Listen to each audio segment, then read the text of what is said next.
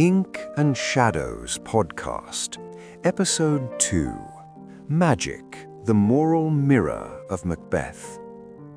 In Shakespeare's Macbeth, magic looms over the narrative from the very first scene.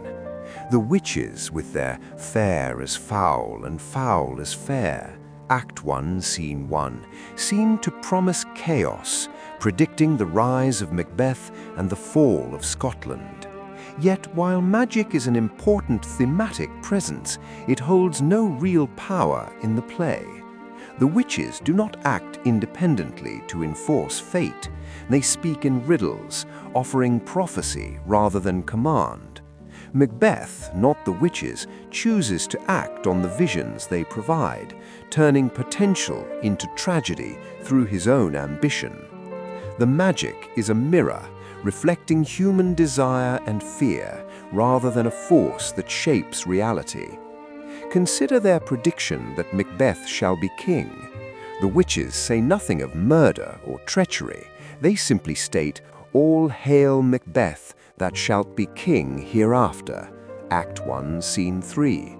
It is Macbeth's interpretation and his ambition that transform prophecy into action. Magic, in this sense, is inert. It illuminates the desires and weaknesses of its recipients, but it does not manipulate the world directly. Banquo, for example, hears the same prophecy, yet chooses restraint. It is moral choice and human psychology, not supernatural intervention, that drives the narrative forward. Shakespeare may also be engaging in subtle critique of contemporary witchcraft hysteria. King James I, obsessed with witches and the threat of sorcery, authored Daemonology and promoted laws against witchcraft. By presenting witches whose magic is theatrical, cryptic, and powerless, Shakespeare undermines the popular perception of witches as agents of real harm. Their eerie speeches, their cauldron of strange ingredients, their cryptic predictions, all create the illusion of menace while ultimately doing nothing on their own. The threat is psychological and symbolic, not literal.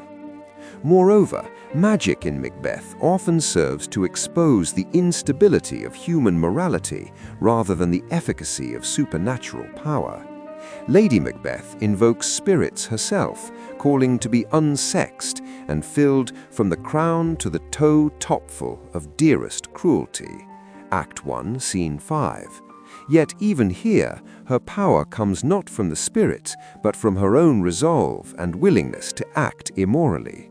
Magic functions as a lens through which ambition, guilt, and fear are magnified, not as a deterministic force.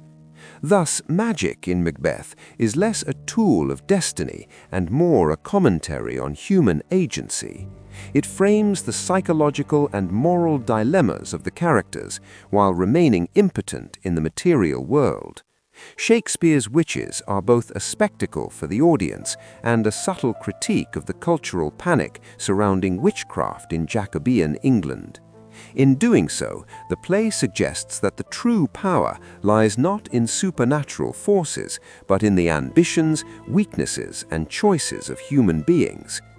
In the end, while magic pervades Macbeth, it is ultimately symbolic, theatrical, and inert. It does not create action, it interprets it. The witches do not rule the world, they reveal the hearts of those who act upon their visions. Shakespeare reminds us that human folly, not enchantment, governs the fates of kings and kingdoms, quietly undercutting the obsession with witchcraft that preoccupied King James I and inviting the audience to consider how much of terror and chaos is of our own making.